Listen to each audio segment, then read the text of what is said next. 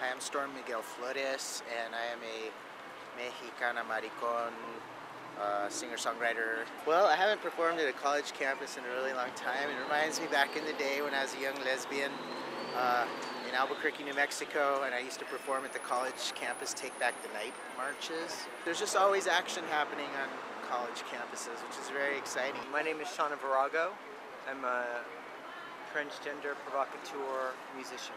The students are very open-minded, and so I think it's an opportunity for one, trans people, trans students, trans allies to kind of feel empowered that they're seeing people on stage speaking their experiences or being on stage and speaking of their own experience.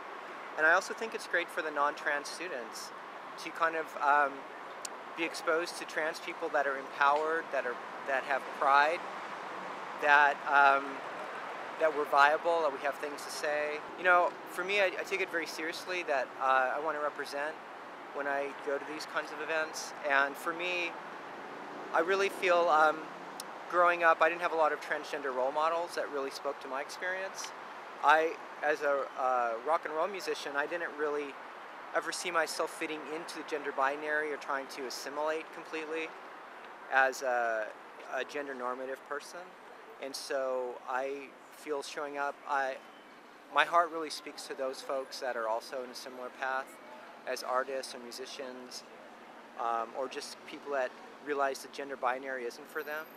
And so I think it's good. I take that seriously as an older trans person, letting folks know like there's a multi-generational community that's happening, and I think events like this kind of feed that really well. My name is Paradis Ismaili, and I just graduated from San Francisco State from the biology department, and I am currently the director of EROS, which is a student government program that promotes safe sex and positive sex attitudes.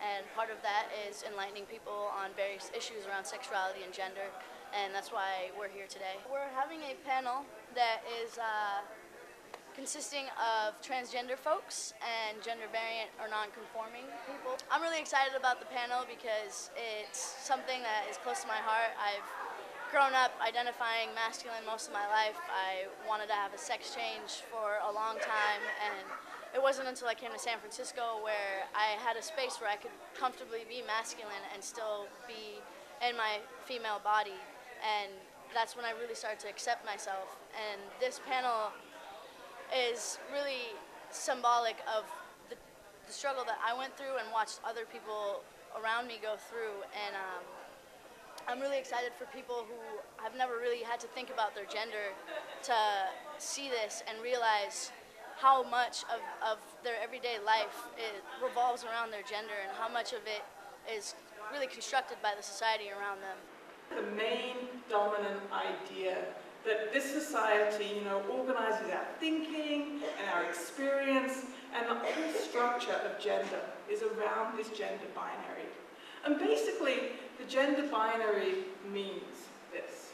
It's this idea that there are two and only two discrete sexes, male and female, that form the basis of two and only two discrete genders, man and woman, which in turn form the basis of two and only two forms of gender expression, masculine and feminine.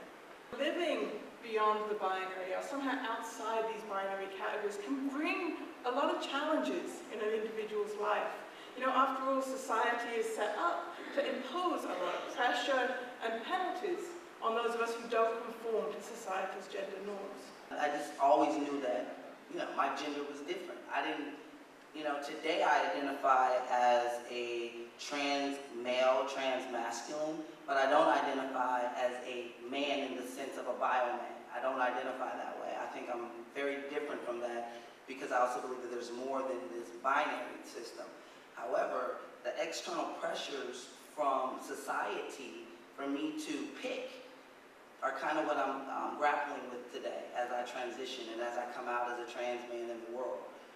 I'm very proud of this event, and I'm proud of all the people who organized to put it together. I think it's something, extremely useful for our campus and needed, especially outside, to have it in Malcolm X Plaza, Cesar Chavez Student Center, to have like all these trainings out performing and people really, giving us a space to be. I identify as genderqueer now because like every time I've told someone that I like the term she-male, people always think that I'm talking about porn stars, even though that's the most like appropriate term to categorize how my body is and how I act in life. When I went to school, growing up, I didn't really see a lot of other queer people like me growing up. I had to define myself, and I think that was a blessing and a curse. Because I didn't really have role models to look up to. I didn't know the Audrey Lords and the Bear Rustins and the Jane Baldwins of my Black history. There were no gay people in my Black history growing up. And so I didn't have anybody to look to. I didn't think we exist. And growing up in a religion that told me that gay people went to hell, I didn't think we existed and I didn't think we survived. So I didn't really have much guidance for my life. I didn't think of my life past 18 or 21 or 25. I couldn't conceptualize it past that. But it also allowed me to shape it for myself because I was pretty determined that, well, if we don't exist, if we don't have any role models, we need to start, and I might as well start now. So let me define what a Black gay person looks like, what a Black boy looks like, and let me make sure that's positive so when people see me, they know what that looks like and they have that positive image. That's why I identified as butch. I was like, I'm butch, this is what I am, and I saw other butch women like me, I'm butch. And 2 years later, when I was a junior, I went to a school in Long Beach, North Long Beach, which is primarily Black, Latino, and Asian. And I'm going to school saying I'm butch, I'm butch, this is me. And there are no butches in North Long Beach, they're studs. The way that race and gender mixed there, that black, masculine-centered women didn't identify as butch. Butch was a very white term. But going to a white school, I didn't know that. I thought that was how you defined me. And so it sectioned me off very much from the masculine women there because they all played basketball. I played badminton.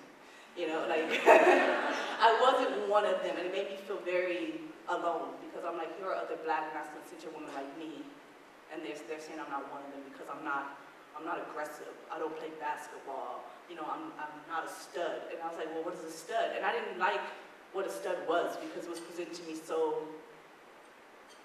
it's such a negative portrayal, and that was only because these people that I had experienced at school were doing it in such a negative way, and that, I saw the individuals representing the whole group. I was really nervous about how it started to sing, but everybody seems to love it, so it's over, it's good, and we're gonna keep doing it. We're gonna do this, we're gonna clear this fucking campus out.